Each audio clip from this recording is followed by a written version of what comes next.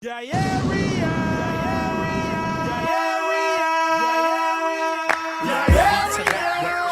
that? Tell the people that phony water is back. Like that? Tell the people that phony water is back. Like that? You are tuned into the W Show on Sideline Sports Talk Network and 100.1 FM, Kansas City. Live from Radio Row in San Francisco, California. Brought to you by Gates Barbecue, the Negro Leagues Baseball Museum, Dillard Zona Rosa, the Soul of Santa, Golden Gate Funeral and Cremation Services, and Wood Nissan. All right, back here live on Radio Row. We got the morning started, and we have yet another guest. This person everyone should know. AEW wrestling star Harley Cameron. How are you doing? I'm great, guys. Thanks for having me. Yeah, thank you so much for being here. Sure. What brings you to Radio Row? Oh, life. Yeah. So we had a show this week in Las Vegas. So I was very close by. And then obviously this year we have the Super Bowl, which I've never been to.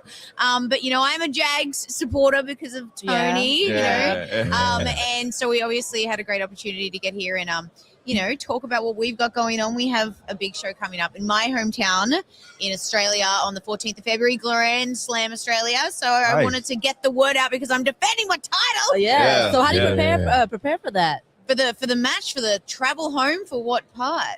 All of it. We have to defend the title. It's a lot of staying ready. It's a lot of, life for us is definitely very high paced on the go. We live at the airports a lot of the time, but yes, it's just, staying consistent, training all the time and making sure that we aren't too jet lagged. Now talk about how you got your start. How excited are Wait, you I know you've the champion now, but let's start ground zero. So I'm actually quite new to wrestling. I've only been wrestling a few years. I was in entertainment my whole life. I did theater and cabaret and everything like that for the majority of my life. I moved to America and I saw a live wrestling show, just an independent show.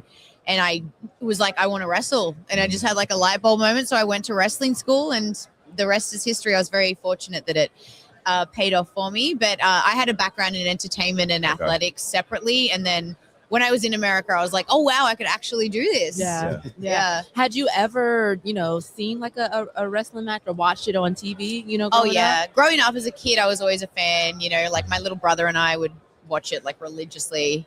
It's just in Australia, you don't ever think you can make it to America and have the life that is here. And it is such an amazing life here because especially in entertainment, there's so much, it's so vast and there's so many opportunities, but no one grows up thinking you can go live that American dream. And then, I left everything. I just took a bag of clothes and I moved to America and, it was a lot of hustle, but it all worked out. And now I am the AEW Women's Tag Team Champion. Living the American dream. Right? What is your signature move? My finisher, my finisher is called my finishing move. It's literally called that. Tony Schiavone, one of our amazing commentators, he likes to yell at, "It's her finishing move" when I hit it.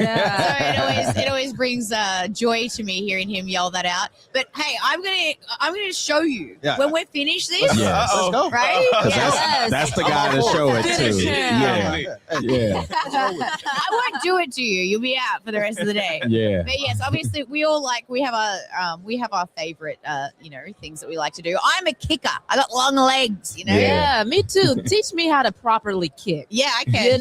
Teach me how to properly kick so I don't go to jail. Yeah. Hey, we can change that today. Okay. Yes. Yeah. And you talked about a wrestling school. Yeah. Is this like going to college? Is this like a 4-year thing? No, I know it's not that long.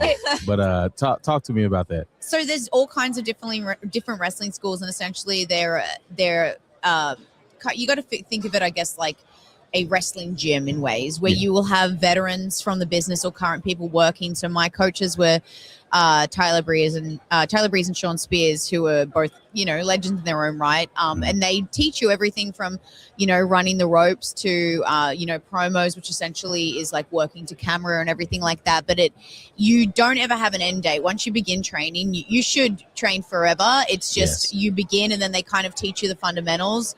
you go out in the world and then you do independent shows, and then if you are very fortunate, you get to work for All Elite Wrestling and get a contract and your life changes. And you know, I was very lucky that was my journey. Yes, indeed. No, wrestling's been around for ages, right? Was there anyone that you kind of looked up to as you were growing up? Oh yeah, a lot of people definitely. Like I feel like throughout the years, especially when I was a child, I had like phases of different people that I enjoyed. I always loved Trish Stratus. She was, she's one of the goats, I think. Growing up, I was a big Shawn Michaels fan. Okay. You know, so like I think that especially now that I am wrestling, like you get a different appreciation, and then you start to watch stuff back and you're like, oh wow, now I'm really inspired by this person and this person. Like at the moment there's a wrestler called Tajiri, and I'm like, I'm in a rabbit hole right now of his work, and I'm like, oh gosh, I love his matches. Like there's people that I work with currently. Like we have another female on our roster named Toni Storm, and she's amazing. She's really revolutionized, I think, character work in wrestling and brought it back to the core of what it used to be that got lost lately. So I'm a big fan of, you know, one of the lovely women I get to work with every week. Nice. AEW rolls through Kansas City a lot, and I had my opportunity to watch it about 2 years ago. I actually had Paul White on my show at home. He co-hosted with me, and I had the opportunity to talk with Tony as well. But going to the wrestling match and hearing just how excited the fans are. Yeah. I mean, they are into it. Yeah. And the boos when it's someone they don't like. Yeah. I mean, like, what is that type of, you know, electric feeling like when you're in that moment, when you're about to do your finishing move? Yeah.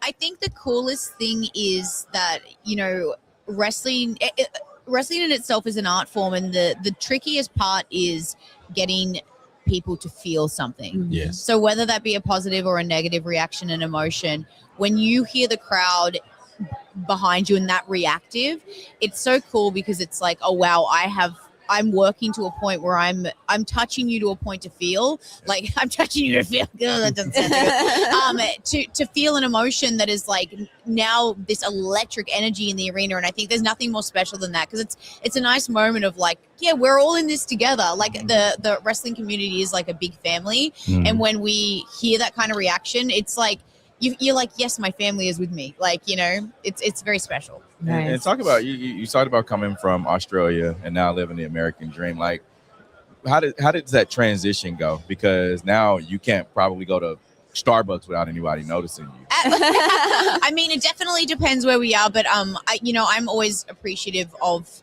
you know, when the fans do come up and like want to have a chat or get an autograph. It's, I think, very special, because if it wasn't for them, we wouldn't do this. We wouldn't be here. I think it's more surreal for when my family or my parents came here recently, and my mum was watching me go through the airport and like have people approach me, like asking, and she's like, oh, everyone's asking for your picture and this and this, and she'd be yelling out, do you want my picture? And I'm like, oh mom, shut up.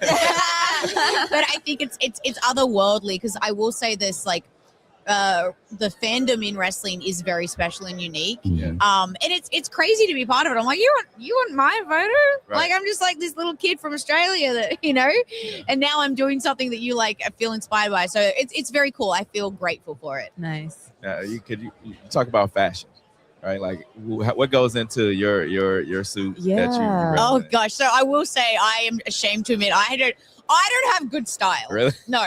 I grew up in a country town in Australia, so I would wear like shorts and flip-flops to the beach. Sounds like a good day to me. I know, Right. right? That's all you need. Right. Coming over here, I'm like, we're very lucky to work with, you know, amazing like seamstresses and people who like put like the fashion together, and thank goodness for them, because otherwise I'd probably still be in the flip-flops. But there's a lot that goes into like when you find your character and your identity and who you are.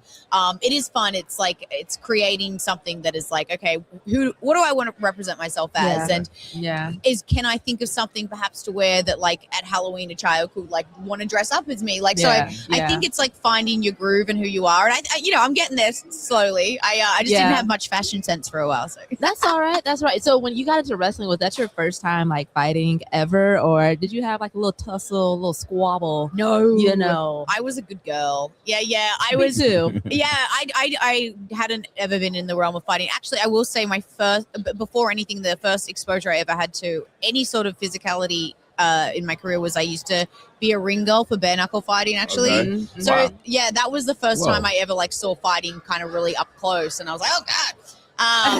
And then I don't know what inspired me to obviously look at the wrestling and go, I want to get my ass beat, you know. But I will say it's definitely brought out like a fierceness in me, you know. Yeah, Like wrestling yeah. is very empowering. Yeah. Yeah. I'm sure it's like your confidence level too. You feel untouchable. Yeah, that's right. You know, Yes, I mean, don't come fight me in the street though, because she got a skill or two. I'm gonna She got throw long down. legs. Yeah, yeah, use these She got legs. long legs. How do you select your walkout song?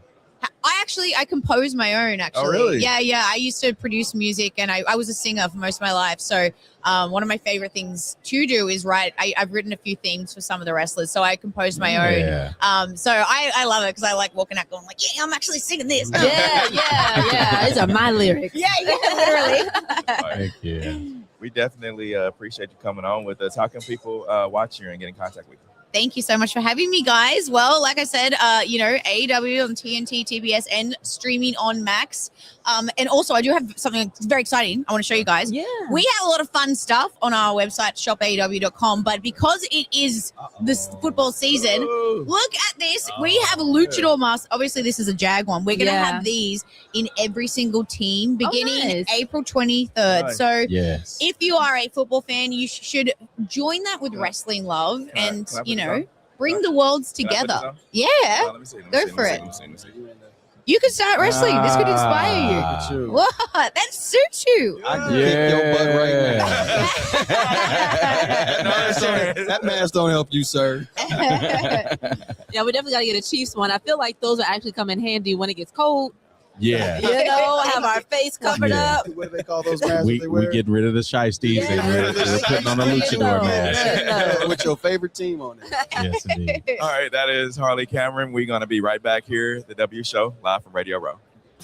The views and opinions expressed on the W Radio Show by the host, co-host, guests, and call-in listeners are solely the opinions and responsibility of the original source who expressed them. They do not represent the opinions of the W Show, 100.1 FM, One Kansas City Radio, Sideline Sports Talk, Team Wall Street Foundations, or affiliates.